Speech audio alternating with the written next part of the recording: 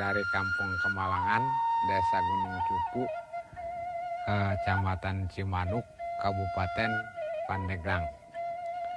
Saya jadi seorang buruh tani atau petani penggarap sekitar 20 tahunan, Pak. Untuk bercocok tanam yang baik, dari pembajakan, penyemaian, atau penyeleksian bibit. Bibit itu memang harus diseleksi, baik itu bibit yang berlabel atau bibit lokal, itu harus diseleksi secara mudah aja, Pak. Tinggal rendam aja dengan air. Yang terapungnya kita buang.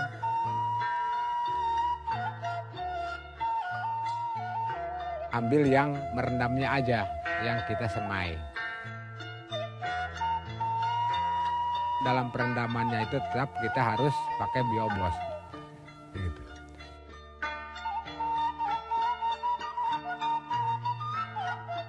Satu tutup biobos untuk 5 kg bibit. Gitu ya.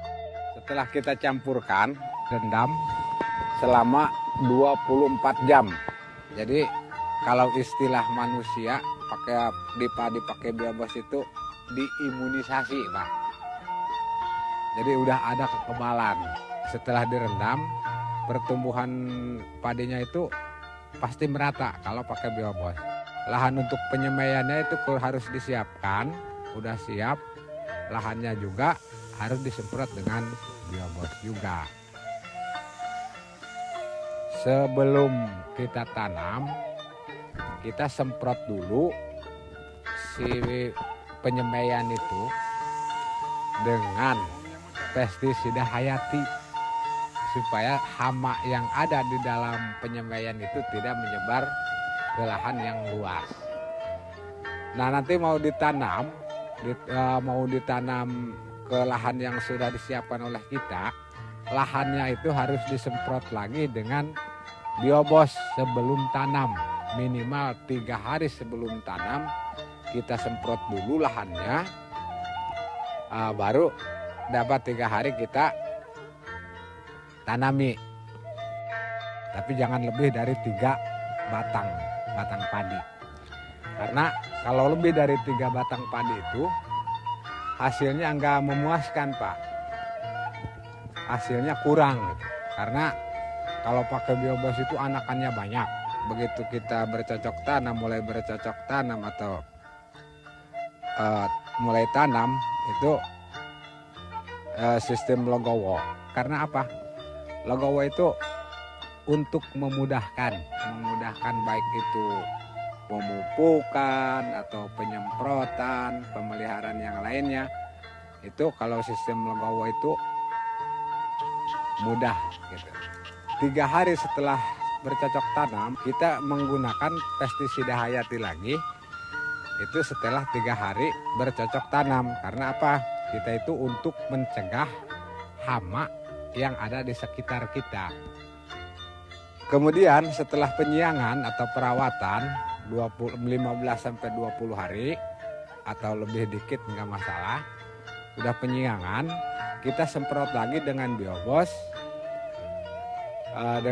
Semprot lagi, usahakan ke tanah lagi. Karena memang apa?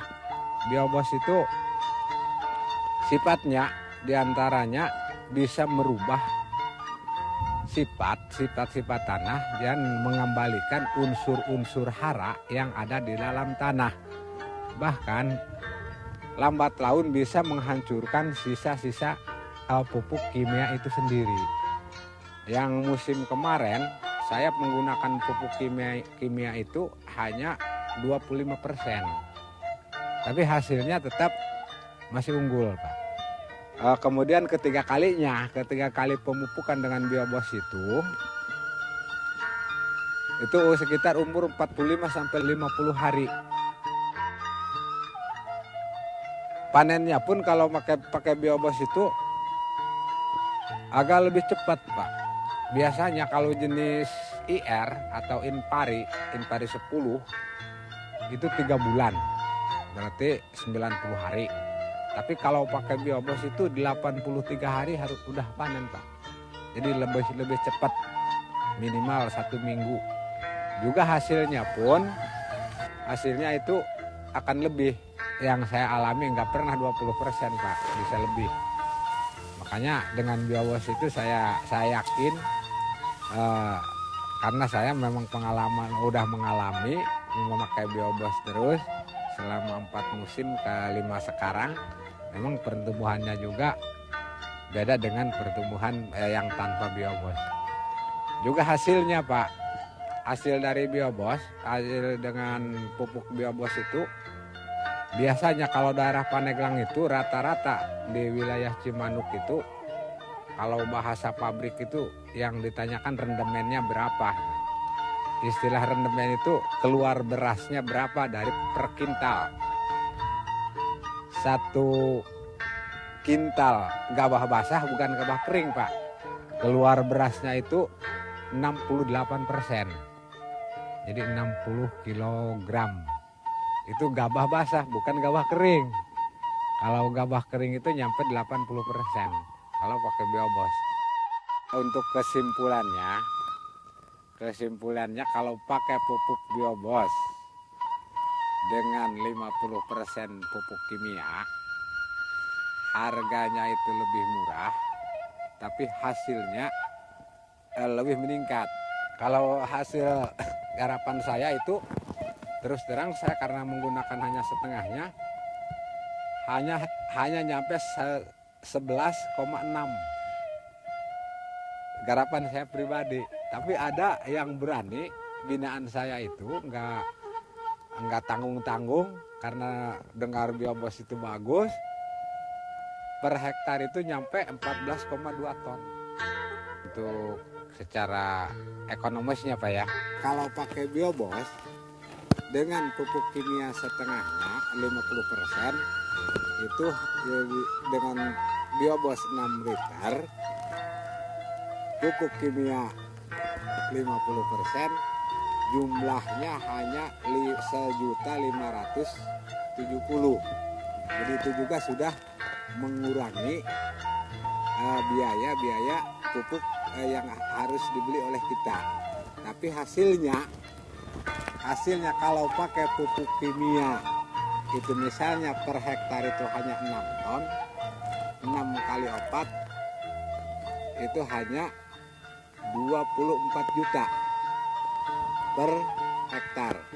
Tapi kalau pakai biobos bisa mencapai 8 kali 4, jadi 32 juta rupiah per hektar.